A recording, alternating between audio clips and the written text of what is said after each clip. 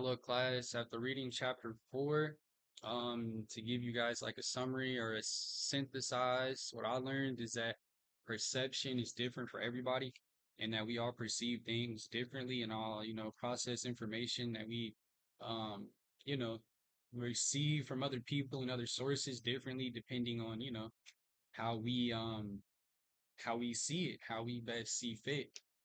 Um, my top three takeaways from the chapter would have to be to start. Um, I don't know, probably be. I don't, it was a term called perceptual set, and this means a predisposition to perceive only what we want or expect to perceive. So like I see that like a lot with social media these days, and how I don't know how to word this without sounding like I'm offending some people, but how like, there's no like fact checking going on. And then like if you do fact check someone, you're so called like infringing on their First Amendment and their free speech, when in reality you're just telling it like it is. And that's scary. Like you don't want to, not have the ability to check yourself or even like, not check other people, but hold other people accountable for their actions if basically they're already going to believe what they want to believe in a way. Um, I would say another one of my top takeaways would be the recency effect.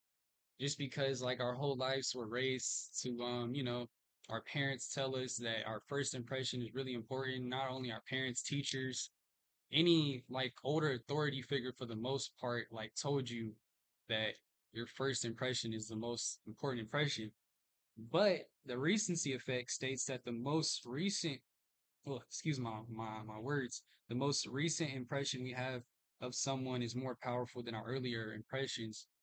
I found this really, again, to be unique and interesting because we've been told our whole life, make a good impression. You might go to an interview, a job interview, and dress nice. You might put on nicer clothes when you run errands in certain places, so you're perceived a certain way. Um, but I don't know. I just found that really to be, one of the most interesting parts that I saw. Um,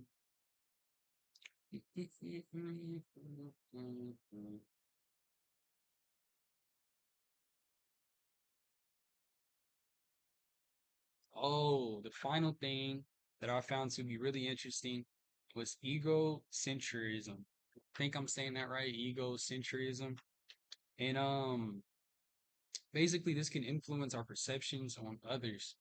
And egocentrism happens when we assume that other people experience the world the same way we do, which we all do this. We all like wonder why some people just can't see things the way we do, whether we're arguing with a significant other, our parents, um, siblings.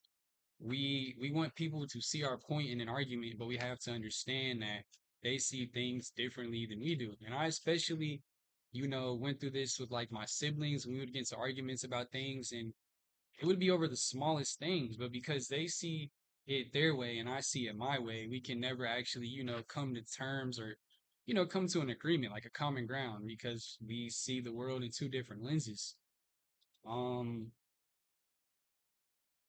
um, yeah, so that's about it as far as like my top three things. One thing that isn't really clear to me after reading, I want to make sure I wrote it down.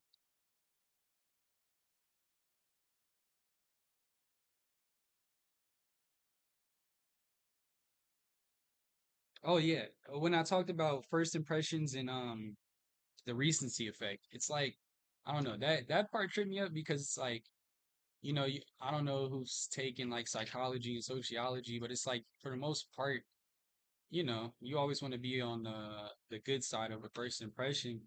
But does it make like does the recency affect what I'm trying to say? Does it make first impressions irrelevant? Like, can you make up from a bad first impression? That is one thing that I'm curious about still after reading chapter four. Um, Understanding that everyone sees the world a bit differently. Describe your perception of the current state of the world. Discuss how you would come to these conclusions. So I think the current state of the world, to be honest, is in a scary place.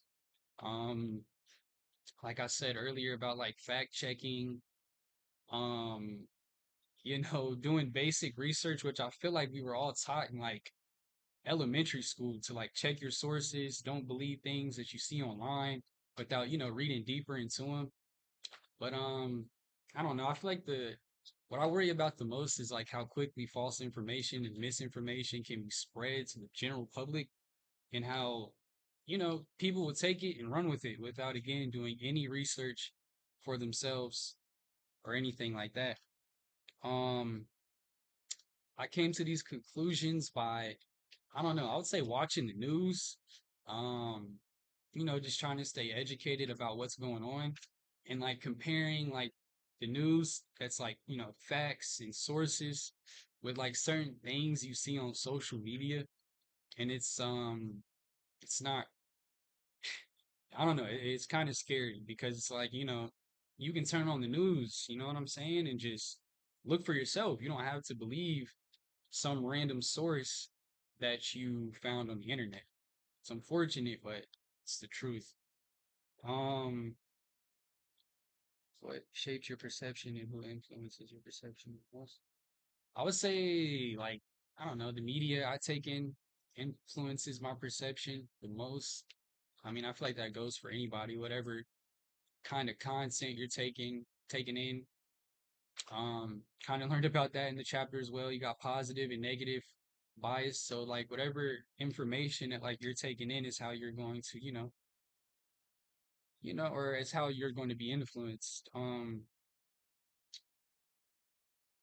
feel like the things I see and the people that like I'm around shape my perception.